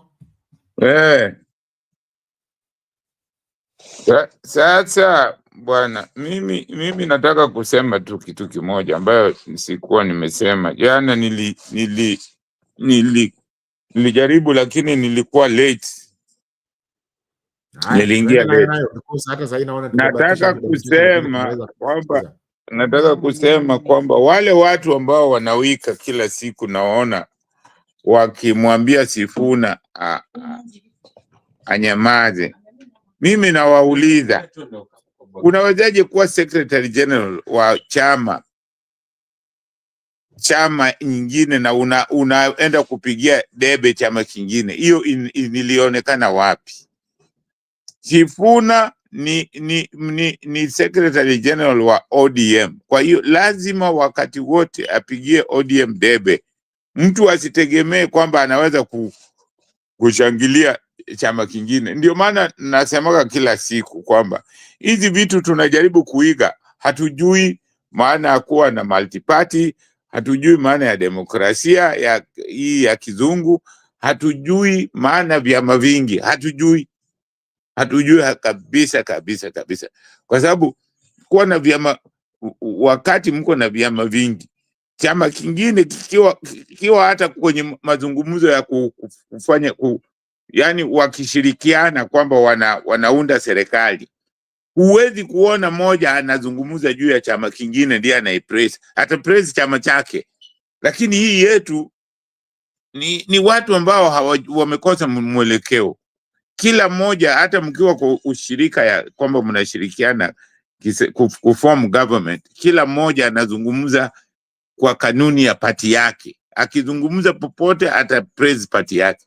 Lakini hii ya ODM kusema tu kwamba wanataka sijui nilikuwa ni 10 points zifanywe, hawa sasa hata wale ambao wamechaguliwa kama ministers, na kwenye hii mpango wa serikali ya kisasa, ministers hawatakiwi kusema kwa mikutano ya vyama, lakini unaona wetu wanazungumza tu. Sasa hata sisi hatujui maana ya hizi vitu. Hiyo ni jambo moja. Lakini tukija kwa mambo ya elimu inakuwaje? Mimi bado najiuliza, Inakuwaje tulisoma bure?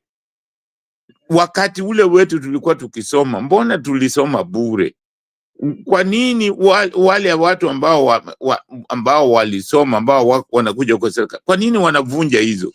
Hospitali tulikuwa tunaenda bure, tulikuwa tunaenda tu unatibiwa unaenda. Mbona wanavunja hizi? Wanavunja hizi kwa sababu ni watu ambao hawajui kuendesha mipango yoyote. Ni watu ambao hawajui. Kwa sababu kwa nini hawa improve badala ya kuivunja? Wakati tukienda shule watu walikuwa wanaenda shule bila malipo yoyote. Mimi nikipeleka watoto wangu shuleni ni sasa kulipa, mpaka ulipe pesa. Sasa hiyo ni maana yake ni nini? So watu wakati sisi tukienda shule ulikuwa unapewa mpaka uniform, unapewa shuleni. Ukisha kuna pesa kidogo, ukisha lipa unapewa uniform, unapewa vitabu, kila kitu unapata shuleni. Hizo vitu zote zilienda wapi? Badala ya kuimprove wanaharibu. Mimi nasema kama serikali hii ambayo ipo, ambayo ya Ruto, haijui kazi yoyote, haijui kazi. Kwa hiyo mambo ya kusema eti sijui tungojee mpaka 2017, hiyo ni upuzi mtupu. Usisahau Thursday tafadhali.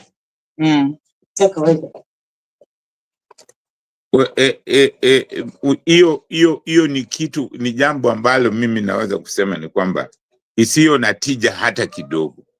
Inatakiwa wakati huu watoto wangekuwa wanasoma bure. Sasa hii ndio makosa ya Wakenya. Waliambiwa na Azimio, tuchagueni sisi, watoto watakuwa wanaenda shule bure, ninyi tutawapatia shilingi 6,000. Walikataa, wakasema wanataka kufanya nini? Kupewa mkopo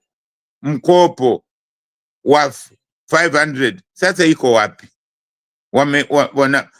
Kwa sababu ni hizi vitu nasema kwamba tuko na mafikara ya kikoloni. Wewe mwenyewe uliniambia juzi kuna watu wanasema tuna demokrasi. Iko wapi hiyo demokrasi? Mtu anionyeshe demokrasia hiyo ni gani? Kwa sababu tunaambiwa mkiwa na demokrasia mna haki ya kusema, una haki ya kuchagua. Iko wapi? Mna haki ya kuandamana kama mnaona kuna makosa. Iko wapi? Where is it? Mbona sioni? Mkiandamana mnapigwa. Mimi tangu niwe nikue nimeshaona maandamano tu moja ambayo ilikuwaga peaceful. Maandamano ile ilikuwa ya kukashifu, ya kuprotest juu ya Odinga, kusema kwa sababu Odinga amesema kwamba Kenya unaweza ukaanzisha chama chochote wakati wowote.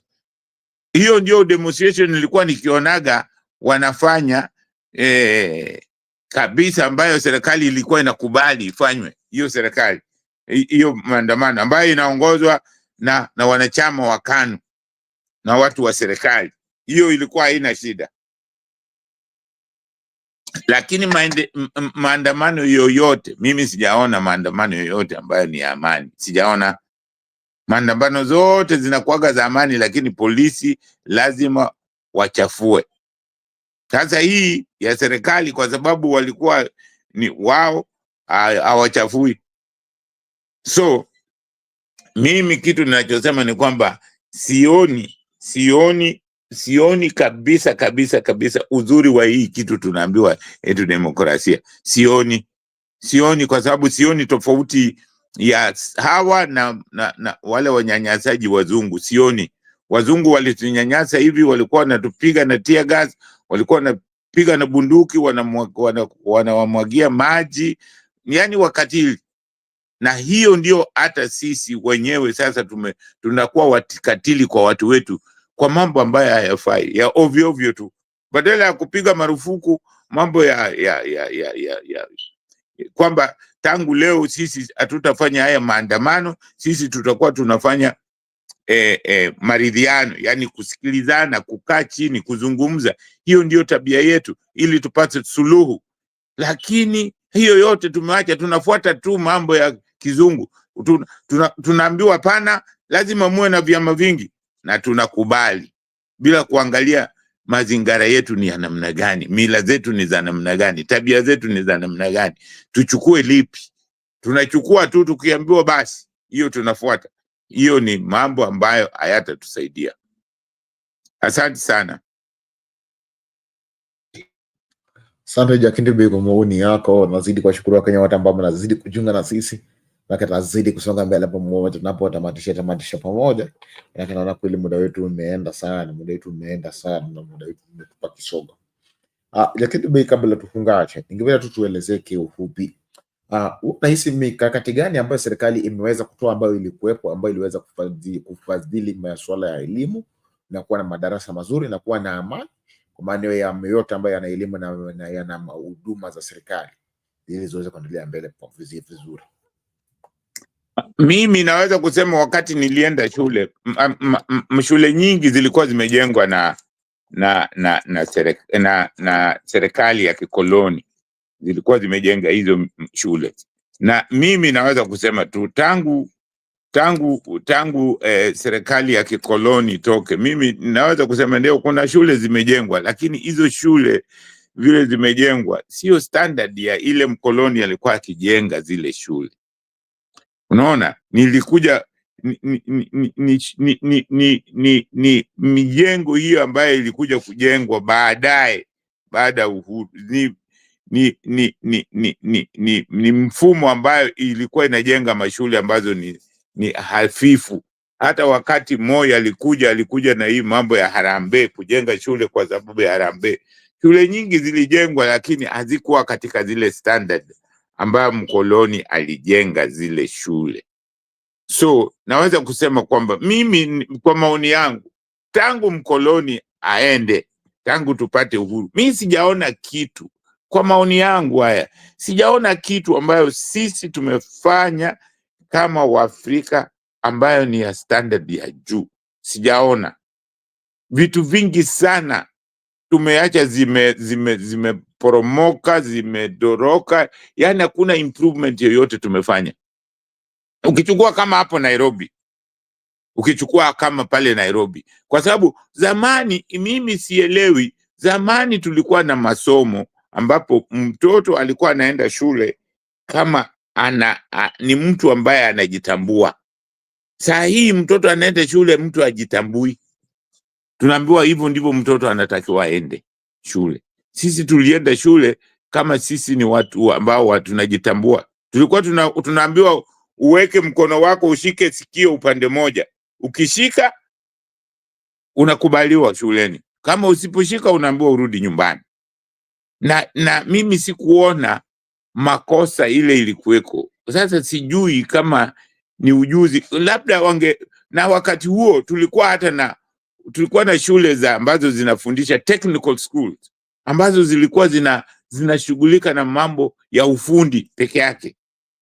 Tulikuwa na nyingi tu, nafikiri kulikuwa na msingi nafikiri ilikuwa inaitwa, kulikuwa na Mawego Technical School, kulikuwa na nyingi tu, Kabete, zilikuwa nyingi tu ambazo zilikuwa ukienda huko utatoka huko kama wewe ni welder, kama wewe ni electrician, kama wewe ni fundi seremala, kama wewe ni carpenter. Hizi vitu zote zilikuweko na hizo vitu, badala ya hizo kuziimprove sisi, hizo shule zingine zilikufa, zingine zikawa hata zifundishi hayo mambo. So improvement yetu iko wapi? Mimi saa zingine ninashindwa, improvement yetu tumekuwa na iko wapi? Sioni. Kwa maoni yangu, nikiweka kwa macho yangu, mimi siyaoni hayo improvement. Ingawaje tunaambiwa sasa tuko na university nyingi, tuko na technical school. Ile shule unaona pale ambayo ukiangalia inaitwa Teachers Science College, hiyo ambayo iko hapo karibu na hiyo iko karibu Dagoretti Corner. Hiyo shule wakati ilikuwa imefunguliwa ilikuwa shule nzuri sana, majengo mazuri, penyewe palikuwa yani ni kama it was excellent. Sasa angalia tumeachiwa Waafrika vile ilivyo.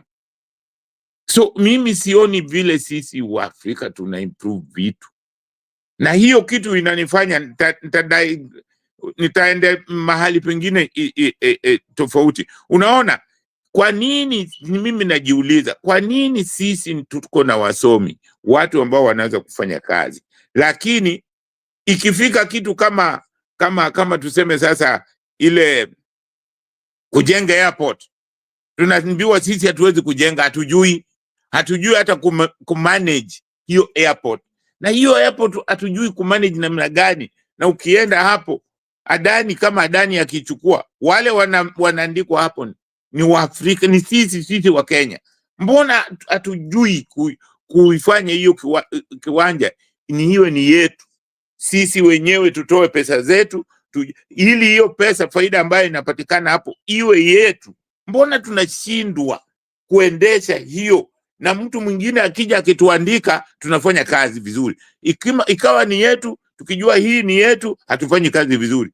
Hiyo maana yake nini? Masomo basi ni ya nini basi? Kama tunasoma alafu hauwezi kufanya kazi mpaka usimamiwe, uwezi kufanya kazi mpaka uibe, sasa masomo ni ya nini? Na wakati huo unaiba tu, kama ni yenu unaiba, kama ni ya mtu mwingine uibi. What is that? Hii inaonyesha kwamba, mimi ndio maana nawaambia watu lazima sisi wa Afrika tuamke. Hiyo kiwanja ya Jomo Kenyatta Airport, hiyo kwa nini tusitoe pesa zetu sisi, tuchukue hata loan, tuseme hii pesa tunachukua na ninyi wa Kenya, tunajenga hii kiwanja peke yetu, na tunataka mfanye kazi hii yetu, tulipe hiyo pesa. Kwa nini? Why? Na inchi ni yetu, pesa ni yetu, hiyo faida yote tutapata sisi wenyewe. Mbona ni lazima tu tuibe? Lazima mtu mwingine aje tumpatie faida, ajinufaishe, na sisi hatunufaiki. Hiyo ni kitu moja ambayo mimi nashindwa hasa nashindwa kuelewa tuko na mafikara ya namna gani sisi, hati kwa sababu Waingereza wameajiri watu fulani kutengeneza kumanage kiwanja, hata sisi lazima tufanye tu hivyo. Hatuwezi kusema hapana, hizi kazi ni sisi tunazitaka, wache sisi tujifanyie wenyewe, lazima tu copy tu watu. Jamani, mimi naona kuna kitu kibaya na sisi. Asante sana.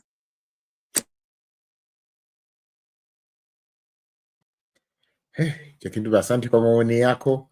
Natumai imetusongesha, tumekaribia kufika tamati. Nazidi kuwasihi wa Kenya tuweze kuungana pamoja, tuweze kuhakikisha nchi yetu inaenda mbele, kuhakikisha nchi yetu inaweza kusonga vyema. Kila wasitu wote pamoja, tunapozidi kutazama ama tunapozidi kukua mahala hapa, nazidi kusupport Sound Candy Talk, na itakuwa vizuri sana, ili Mungu akubariki. Tumia hizo namba ziko kwa kio chako. Basi cheza kiwewe kwa ile $1, $200, manake naona Stimia nimetumia hapa taarifa kwamba inataka kufungwa, so nataka mtu leo kunisaidia kulipa hiyo Stimia, hiyo Stimia ndio tuweze kusaidia sisi kwa hapa na show na kuendelea kunyini vizuri. So tunahitaji zaidi ya $50, na tufanye hivyo tu, na Mungu atatubariki. Tucheze kisisi.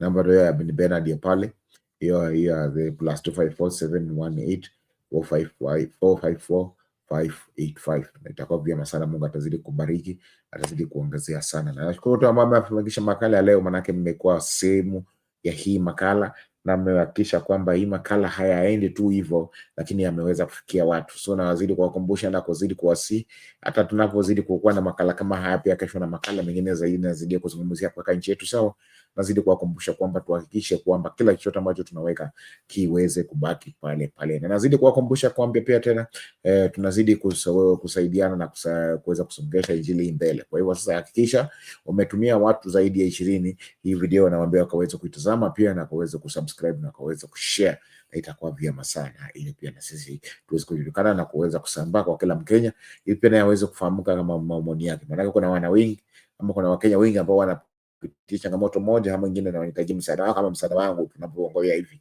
So kwa hivyo nawakaribisha na kuwasihi wacha tuyazingatie hayo pia tunapozidi kusonga mbele kama Wakenya na kuzidi kujali maslahi ya Wakenya wengine pia, kwa sababu pia hao ni Wakenya na tunawapenda pia. Lingine la kuwakumbusha ni kwamba tunazidi kusukuma gurudumu la kupata views. Kwa hivyo tunakusihi uweze kushiriki video yoyote ile ambayo imekufurahisha sana na washirika na marafiki zako na kila mtu ili aweze kutazama, na itakuwa vyema sana. Sina la ziada leo kwa leo, na mba tu niruhusu nifungashie hapa. Tukutane kesho majaliwa yake Mwenyezi Mungu akitungoja zaidi na akitupa nguvu tena kuona kama hii. Lakini ninakuacha tu msemo na maana kibwagizo cha siku, na ili ni tafakari ambalo nataka ubaka ukitafakari kwamba mwanaume si wa mtu, na ndio maana alipiwange mahari. Tafakari. Mwana siku mwema, Mungu awabariki.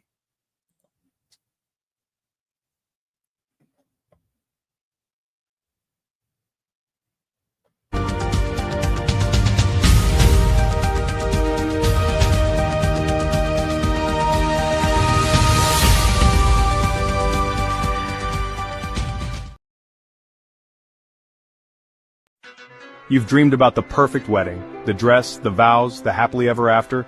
But let's ask the most important question. Before you say I do, are you truly ready for the lifelong commitment that comes after the honeymoon period fades? Bernard Ngozie's groundbreaking ebook, Are You Marriage Ready?, is the ultimate guide to building a successful, lasting marriage. This isn't just another relationship book, it's a heart-to-heart conversation that prepares you for one of life's biggest decisions, getting married. Are you choosing love or just infatuation? Are you building a marriage or just planning a wedding day? Reading this book was a game changer. I realized I wasn't as ready as I thought, but now I'm on the right path. Don't wait until it's too late. Invest in your future. Download Are You Marriage Ready today. Link in the description below. Your future spouse deserves the best. Are you ready?